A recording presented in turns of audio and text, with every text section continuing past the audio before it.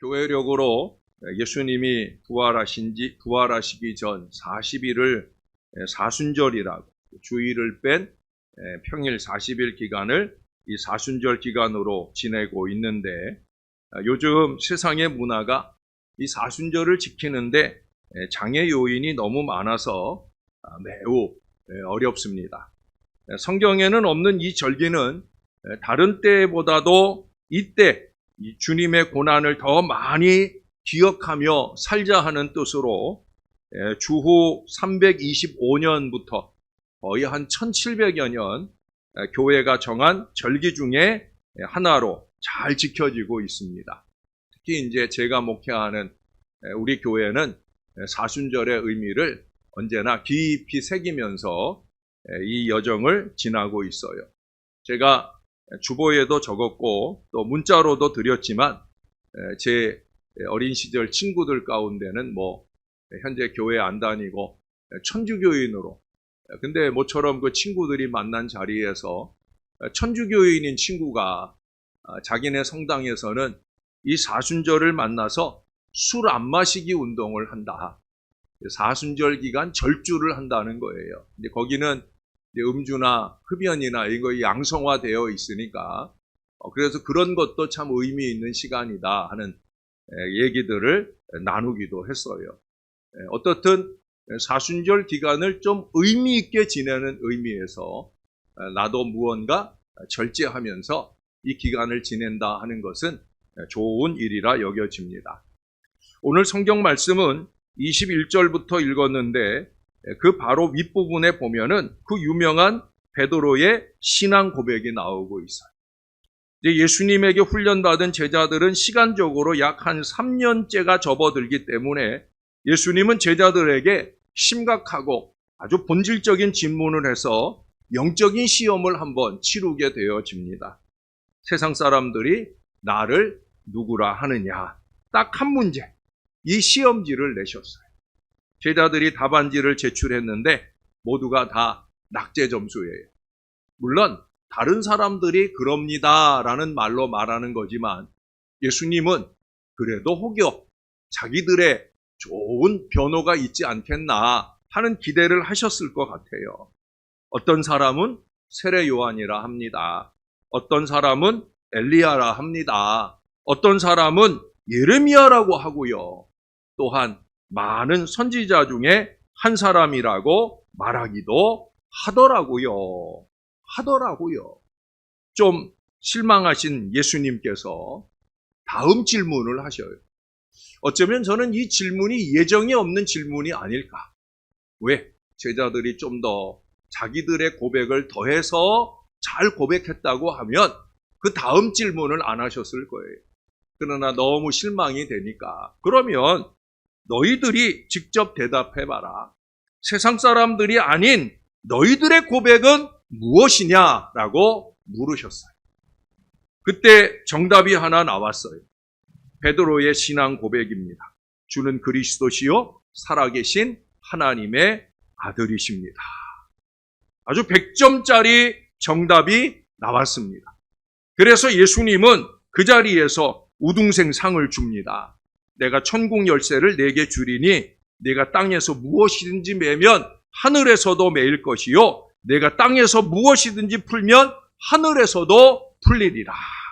큰 상을 주셨어요. 그리고 이때 예수님은 안심하는 마음이 드셨어요. 야, 이만하면 제자 훈련이 훌륭하게 완성되었구나. 내가 3년 동안 헛수고 한 게 아니네. 그렇다면 이제 나의 본질적 사명을 말해주어도 괜찮지 않을까. 그렇게 판단하시고 바로 오늘의 말씀을 하시게 된 거예요. 그래서 오늘 말씀의 시작을 뭐라고 그래요? 이때로부터 이런 말이 시작이 되는데 베드로의 고백을 들은 후 바로 그런 얘기겠죠. 무슨 말씀을 하시는가? 예수 그리스도께서 자기가 예루살렘에 올라가서 장로들과 대제사장들과 서기관들에게 많은 고난을 받고 죽임을 당할 것이다. 우리 지난 수요일에 말씀 나눈 것처럼 가롯 유다 같은 인생이 그들과 작당을 해서 예수님 잡아 죽일 그런 궁리들이 곧 시작될 것을 아시고 하시는 말씀이에요. 정말 깊이 깊이 간직하고 계셨던 그 속에 있는 말씀을 지금 쏟아 놓으셨는데, 거기 21절 마지막에 보면 그러잖아요. 제자들에게 비로소 나타내시니, 이런 말이 있어요. 예? 그러니까 그런 얘기는 이제 처음으로 하셨다는 거예요. 믿음의 수준에 맞추어서 말씀을 주시는 거예요. 받을 만한 사명과 고난을 주시는 거예요. 어느 순간 우리에게 고난이 다가오고 사명이 다가온다면, 아, 내가 받을 만해서 주시는구나, 이 믿음이 되어야 된다는 얘기예요. 그게 이때로부터예요. 그게 제자들에게 비로소 나타내시는 거예요. 이때 주님의 마음은 이제 이 제자들도 고난에 대비할 마음 준비를 하라는 뜻으로 이 말씀을 시작하셨을 거예요. 이후로 2번 더 이 말씀을 하셔요. 그런데 반응은 아주 정반대로 나타납니다. 바로 조금 전에 그렇게 훌륭한 100점짜리 신앙 고백을 했던 베드로가 돌변을 합니다. 참 당혹스러우셨을 것 같아요. 22절에 보면 베드로가 붙잡고 항변하여 이르되 주여 그리 마옵소서, 이 일이 결코 죽게 미치지 아니하리이다. 그랬더니 예수님이 약간의 신경과민 같은 반응이 나타나서 아주 험악스러운 책망을 하고 계셔요. 베드로에게 이르시되 사탄아 내 뒤로 물러가라, 그러십니다. 여러분, 우리가 복음서 어디에서라도 예수님이 1대1로 사람에게 사탄이라고 하면서 그렇게 책망을 하신 때는 이때밖에 없어요. 가룟 유다가 군인들 데리고 예수님 잡으러 왔을 때도 예수님은 유다를 보고 친구야, 내가 무엇을 하려고 왔는지 행해라, 이렇게 부드럽게 말씀을 하셨지, 이렇게 험악한 말씀을 안 하셨어요. 그래도 베드로가 제자들 가운데 제일 모범생이잖아요. 예수님 마음에 들던 제자임에 틀림이 없고, 그리고 조금 전만 해도 베드로가 예수님의 마음에 가장 큰 기쁨을 드릴 수 있는 정확한 대답을 했잖아요. 그러나 지금 예수님은 아주 단호하셔요. 무슨 얘기예요? 실망이 너무 크다는 거죠. 우리도 그렇잖아요. 이 사람만큼은 믿었는데, 근데 믿었던 사람이 내 앞에서 혹은 내가 보이지 않는 데서 헛일을 하고 헛말을 하고 돌아다닌다. 여러분, 그걸 접할 때 얼마나 실망이 크겠어요. 믿었던 만큼의 그 이상으로 실망이 클 거예요. 저도 목회를 하고 목자이기를 소망하지만 정말 실망이 오는 순간이 있어요. 어떻게 이럴 수 있나? 네? 자기가 잘나서 자기들이 잘하고 사는가? 목사한테는 늘 감사합니다 라고 하면서 뒤에서는 이러고 다녔다니 너무 실망이 돼요. 지금 예수님도 그렇다고 생각이 돼요. 저는 예수님의 이 순간의 이 마음이 너무 이해가 됩니다. 그러시면서 하시는 말씀이 뭐라고 그래요? 너는 나를 넘어지게 하는 자로다. 정말 그래요. 목사가 목자같이 되려고 하는데 넘어지게 하는 순간을 만나게 되는 거죠. 지금 예수님도 마찬가지예요. 베드로의 그 말 때문에 넘어질지도 모르는 그 위험이 찾아왔기 때문에 그것을 물리치고 안 넘어지려고 지금 애쓰고 계시는 거예요. 왜 넘어지려 하실까? 그래도 예수님인데. 여러분, 예수님도 넘어질 순간을 만나신다는 거예요. 그러니 하물며 종이나 우리 모두는 얼마나 더 그런 순간을 만나겠습니까? 사실상 예수님의 마음에도 십자가만은 피하고 싶었던 거예요. 예수님의 마음에 가장 고민되고 피했으면 좋은 그 십자가를 자신이 제일 신뢰하는 베드로가 지지 마시라고 그러고 말하니까 마음이 흔들리시는 거예요. 네?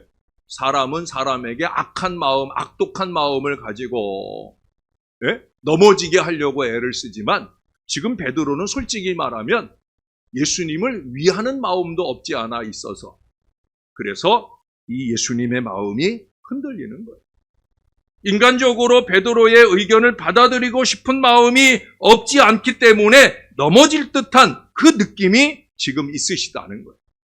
가장 강력하고 극단적인 방법이 아니면 이 위험한 이 상황을 예수님도 극복하기 어려운 상태로 되었기 때문에 가장 측근의 고백자, 이미 천국 열쇠를 선물로 받아진 그 베드로를 타고 들어오는 이 사탄의 유혹에 대하여 예수님은 지금 단호하게 물리치고 계시는 거예요. 사탄의 괴계는 허허거리고 용납할 수 없는 거예요. 단호해야 되는 거예요. 분명해야 되는 거예요. 예수님이 보여주셔요. 자, 그러면 왜 베드로는 예수님을 넘어뜨리려고 했을까? 정말 예수님만 위하는 마음으로였을까? 그건 아니었던 것 같아요.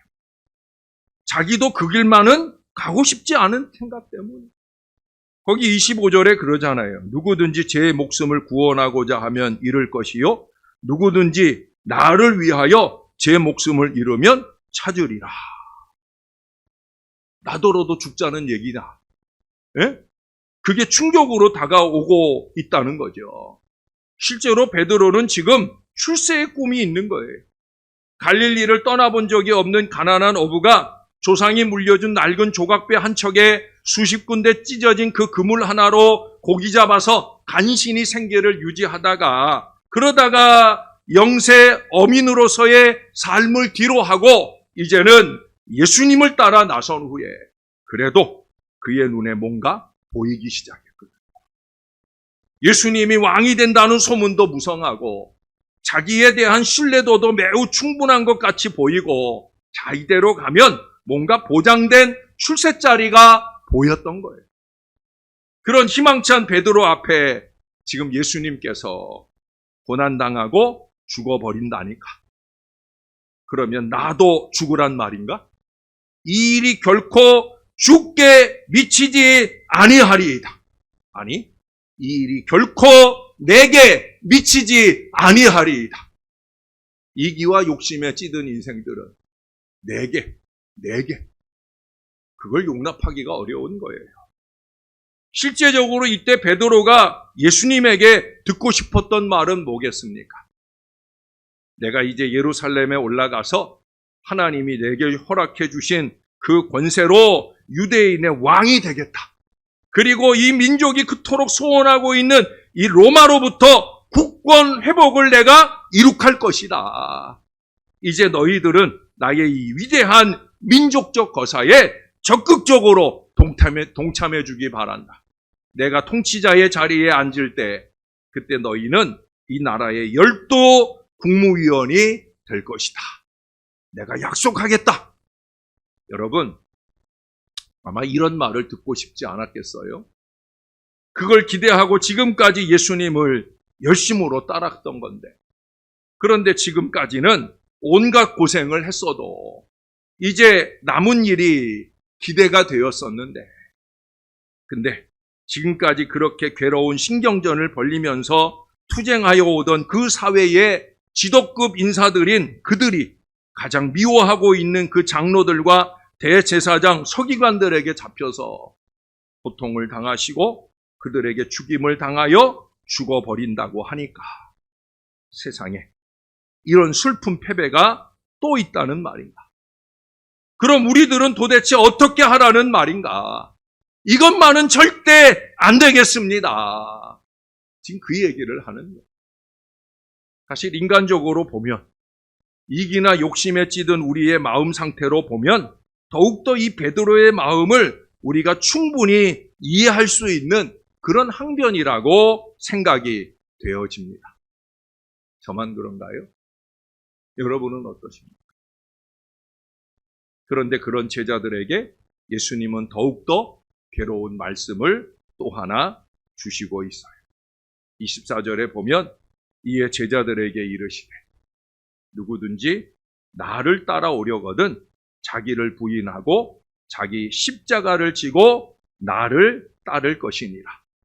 나를 말릴 것이 아니라 너희들도 나와 같이 죽으러 함께 가자 이 말씀을 하고 계십니다. 지금 예수님은 십자가를 지실 준비가 다 되어 있어요. 그런데 그 십자가는 예수님의 것이고 베드로가 져야 할 십자가는 또 따로 있다는 말씀을 하고 계셔요. 따라서 하나님의 백성은 누구든지 오늘 예수님이 말씀하신 자기 십자가를 가지고 있다는 그런 말씀을 오늘 우리들에게 들려주고 있는 거예요. 이 사순절의 의미는 바로 나에게 주어진 그 나의 십자가는 무엇인지 다시 한번 점검해 보는 시간으로서 역사화된 절기입니다. 그래서 습관화된 자기 게으름, 나태, 방종, 욕심을 절제하고 내려놓는 그런 시기인 거예요. 조금 더 신령한 그 사명으로 깨어나는 시기, 그게 바로 이 사순절이에요. 여러분 벌써 사순절이 시작하고 거의 한 달 가까이 돼가는데 혹시 그냥 살던 대로 지난 기간을 지나오셨다고 하면 좀 오늘 가슴을 치는 시간이 있으면 좋겠어요. 그래도 명색이 내가 예수 믿는 사람이고 교회에서 사명 맡은 사람인데 그냥 똑같이 이전과 다름없이 그런 시간들을 지났다고 하면 좀 가슴을 칠 필요가 있다는 거예요. 그래서 이 즈음에 자기 십자가라는 이 말씀을 저와 여러분에게 주시는 거예요. 좀 점검해 보자. 과연 사순절 기간만이라도 내 십자가 바로 지고 주님 따르고 있는지, 아니 그 이후의 삶 가운데 내 십자가 바로 지고 주님 따라야 되지 않겠느냐. 사랑하는 여러분, 우리의 인생의 십자가의 의미는 무엇이겠습니까? 이 십자가는 하나님의 선물이라는 사실을 우리가 잊지 말아야 됩니다. 요한복음 18장 11절에 예수님께서 아버지께서 내게 주신 잔을 내가 마시지 아니하겠느냐. 아버지께서 주신 잔이라는 거예요. 이것은 겟세마네 기도를 마치고 이제 십자가를 앞에 놓고 우리 예수님이 하신 말씀이에요. 뭐라고 그래요? 아버지가 내게 주신 것, 아버지가 내게 주신 선물. 예수님의 마음은 그렇게 십자가를 받기로 한 거예요. 하나님의 자녀들은 평생을 통해서 운명적으로 주어지는 십자가, 아버지가 주신 의무적 사명이 있다는 것을 지금 예수님께서 그 제자들에게 말씀하시고 그 십자가를 물리치지 말고 내가 지고 가라. 나도 함께 지겠다. 그렇게 교훈하시는 거예요. 자기 십자가 지고 주님 따라가면 나 홀로 지고 가는 십자가가 아니라 선물로 주신 그 십자가 주님이 함께 지고 가겠다. 그렇게 말씀하시는 거예요. 오늘은 긴 얘기 하나를 하려고 합니다. 아주 모습이 초라한 차림을 한 30대 후반의 여인이 미국 장로교 노예 사무실에 찾아왔어요. 누구십니까? 라고 묻자 PCUSA, 미국에 있는 장로 교단이라는 거예요. PCUSA 교단에서는 나 같은 여자가 목사가 될 수 있다고 해서 그 길을 좀 알아보기 위해서 찾아왔어요. 라고 대답을. 그러니 물어요. 당신이 누군데요? 라고 묻자 그 여자분이 이런 대답을 합니다. 네, 저는 제 남편이 목사이고 선교사입니다. 그런데 어찌나 사명감이 불타는지 이렇게 우리나라 같은 환경이나 미국 같은 환경에서 조용히 목회하는 그런 사람이 아니고 이 지구상에서 가장 못 사는 민족을 찾아가겠다고 나와 세 아이를 데리고 떠났습니다. 그래서 방글라데시, 미얀마, 그 중에서도 가장 빈민들이 살고 있는 그 열악한 환경의 지역을 찾아가서 열심히 선교를 했습니다. 그런데 그 지역 환경이 얼마나 열악한지 사람이 견디기가 힘든 그런 지역이었습니다. 영양가에 있는 식사를 제대로 먹지 못하고 환경에 적응하지 못하는 몸을 가지고 제 남편이 그 몸을 돌보지 아니하고 너무 무리하게 선교 활동을 하다가 그만 죽었습니다. 자녀를 거느린 이 엄마는 캄캄한 절망의 밤을 만나게 되었어요. 남편이 원망스럽고 하나님도 원망스러웠어요. 남편을 생각하면 자신은 하나님 앞에 죽도록 충성하다가 순교자처럼 갔다고 하자. 나와 이 아이들의 인생은 도대체 뭔가? 아무 대책이 없는, 아는 사람 한 명도 없고 말 한마디도 통하지 아니하는 이 지구상의 가장 열악한 환경에 이 빈민굴에다가 우리들을 갖다 놓고 이렇게 죽어버리니 그 부인은 이제 하나님이고 선교고 사명이고 다 귀찮고 당장 울며 매달리는 이 어린 아이들이 불쌍하고 갈 곳이 없었습니다. 사모님의 말씀이 이어집니다.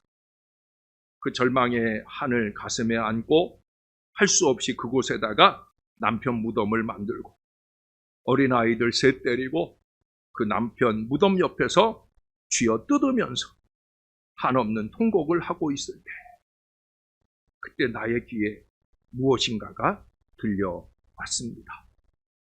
그것을 나는 하나님의 음성으로 지금 믿고 있습니다.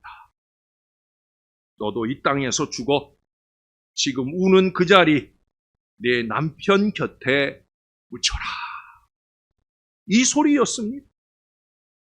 그래서 깨어나서 생각해 보니까 그 말이 옳게 여겨지고 하나님이 주신 사명이라 깨닫게 되어서 이제 남편의 뒤를 이어서 이 일을 이곳에서 계속 하려고 하면 내가 목사가 되고 선교사가 되어야 하기 때문에 내가 목사가 될 수 있고 선교사가 될 수 있는 길을 찾고 찾아서 PCUSA의 이 문을 두드리게 되었습니다. 저를 좀 도와주지 않겠습니까? 라는 말씀입니다. 그는 아버지 하나님이 주신 것이 그것이라고 믿고 되어서 그 길을 가고자 하고 있는 거예요. 여러분, 바로 이것이 십자가 아니겠습니까? 남들은 지고 싶지 아니하는 그것을 내가 지고자 하는 그 마음의 십자가. 세상 도처에는요, 그런 십자가 지고 주를 따르는 사람들이 의외로 많이 있어요. 저나 우리가 못하고 있어서 그렇지. 우리의 믿음의 선조들 가운데 또는 우리의 믿음의 동역자들 가운데 남들은 지고 싶어 하지 않는 그 십자가, 자기 십자가라고 생각하고 끌어안고 짊어지려고 하는 사람들이 의외로 많이 있다는 거예요. 바울 선생은 자기 사명에 대한 해석을 어떻게 했습니까? 만약 내가 복음을 전하지 않으면 내게 화가 미칠 것이다. 나는 이것을 위해서 세상에 태어났으며 이것을 위해서 죽어야 할 것이다. 복음을 위한, 복음 전파의 자기 십자가를 잘 지고 가겠다. 바로 그 고백을 하고 있는 거예요. 여러분, 때로 우리는 이 주어진 십자가 의미에 나의 고난이 너무 고통스러워 갈등을 하고 이것만은 벗어야지 하고 생각을 할 때가 있습니다. 그러나 아버지가 십자가를 주실 때는 감당할 수 있는 힘도 주시도록 되어 있어요. 제 목회 여정을 돌아보면 그렇더라고요. 내가 감당할 수 있도록 주님께서 힘도 지혜도 믿음도 더하시더라. 그러므로 하나님의 일은 하나님의 부르심에 이것은 피할 수 없는 나의 사명이라고 자원적인 응답으로 그렇게 자기 십자가를 지는 거예요. 요즘 우리의 복음 전도에 들끓는 마음도 마찬가지예요. 우리 교인들이 몇 명인데 사실은 우리 교인 전체 교인들의 절반도 안 되는 사람들의 작정이잖아요. 그래도 그 작정하는 마음에는 뭐예요? 아, 이게 내가 져야 할 십자가구나. 예? 그 마음으로 십자가를 지는 거죠. 인간 예수님의 입장으로 보면 하나님의 인간 구원이 반드시 십자가 죽음이라고 하는 이 끔찍한 사건을 통해서만 이루어질 것인가? 전능하신 하나님이신데 그 하나님이 가장 쉬운 방법과 그런 능력으로 할 수 있지도 않겠는가? 실상 예수님도 그런 기도를 드렸잖아요. 아버지, 만일 할만하시거든 이 잔을 내게서 옮기시옵소서. 하나님은 할 만하지 않으십니까? 하나님이 못하시는 일이 어디 있습니까? 만약 못하시는 것이 있다면 하나님 아니지 않습니까? 그런데 왜 나를, 당신의 사랑하는 아들인 나를 반드시 십자가에 죽게 함으로 인간의 구원의 성취를 이루게 하시는 것입니까?